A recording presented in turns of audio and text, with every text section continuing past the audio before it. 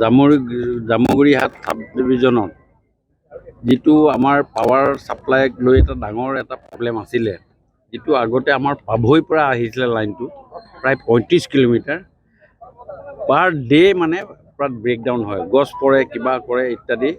তাক গোটেই ওচৰত সলনিকৰণ কৰি জাহাজ ডুবালৈকে লৈ যোৱাৰ কাৰণে এটা ব্যৱস্থা আজি কৰা হ'ল। তাকে আজি শুভ উদ্বোধন কৰা হ'ল মাননীয় এই সমষ্টিৰ বিধায়ক পদ্ম হাজৰিকা ডাঙৰীয়াৰ লগতে APDCL বিষয়াসকলৰ লগত আছিলে। এইটো এটা ঐতিহাসিক কাম। মাননীয় মুখ্যমন্ত্ৰী মহোদয় তাৎক্ষণিকভাৱে মোক ক'লে যে আপুনি এই গোটেই কামটো কৰি দিব লাগে। প্ৰায় 9 কোটি টকা খৰচ কৰি আজি আমাৰ এইটো শুভ উদ্বোধন কৰা হ'ল। আৰু আপোনাৰ আমি ধৰিছোঁ যে 2 মাহ 2.5 মাহৰ ভিতৰত আমি এতিয়া জাহাজ ডুবাৰ পৰা এই জামুগুৰিহাটলৈ কোনো কাৰেণ্টৰ প্ৰব্লেম কোনো নাইকিয়া হৈ যাব, 95% নাইকিয়া হ'ব। আজি মই প্ৰতিশ্ৰুতি আপোনালোকৰ আগত কৈছোঁ, এতিয়া আমি এইটো চিন্তা চৰ্চা কৰিছোঁ। আৰু ইয়াৰ পাছত আমি চিন্তা কৰিছোঁ এই তাঁৰবিলাক আমি AB কেবুল কৰাই দিব কথা।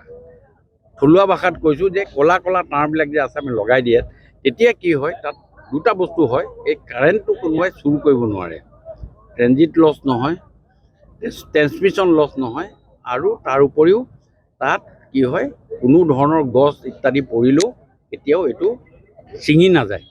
এই ধৰণৰে এটা চিন্তা চৰ্চা মাননীয় মুখ্যমন্ত্ৰী মহোদয়ে যি ধৰণে চিন্তা চৰ্চা কৰিছে, সেই ধৰণেৰে আমি পাৱাৰ ডিপাৰ্টমেণ্টটোক এটা গতি দিয়াৰ কাৰণে আমি প্ৰয়াস কৰিছোঁ। আৰু মই ভাবোঁ এই গতিৰে আগন্তুক দিনত মাননীয় মুখ্যমন্ত্ৰী মহোদয় এটা ধাৰাবাহিকতা ৰক্ষা কৰিব। বিৰোধী মিত্ৰতা হ'ল জানো?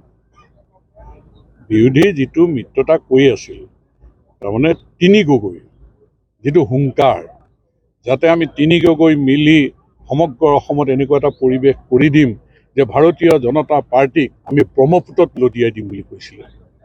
এতিয়া যেতিয়া অখিল গগৈ ডাঙৰীয়াক সিদিনা অখিল গগৈ ডাঙৰীয়াই ৰাইজৰ পৰামৰ্শ বিচাৰিছে, মইতো কৈছোঁ পৰামৰ্শ এটাই দিব লাগে, কাৰণ নিৰ্বাচনত তেওঁ আমাক ব্ৰহ্মপুত্ৰত পেলাম বুলি কৈছিল।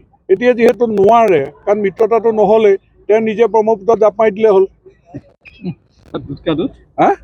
নাই, এইবাৰতো ওলাইয়ে যাব। আচলতে কোনে ৰাইজৰ স্বাৰ্থত কাম কৰিছে, কাৰ ৰাইজৰ মাজত দখল আছে আৰু কাৰ খাজনাতকৈ বাজনা বেছি লম্ফ মাৰে, এই নিৰ্বাচনৰ ৰিজাল্টে দুধ কা দুধ পানী কা পানী হৈ যাব।